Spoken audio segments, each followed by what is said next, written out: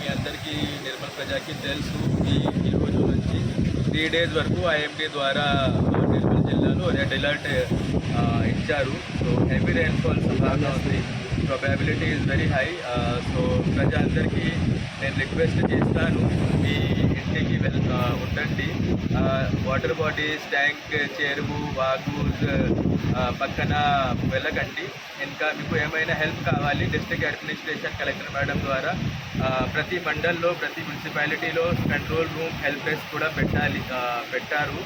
And numbers కూడా district వెబ్సైట్లో, నిర్మల్ జిల్లా వెబ్సైట్లో, collector madam Twitter accounts, social media accounts అన్ని ప్లేసెస్లో నంబర్స్ కూడా షేర్ చేశాము.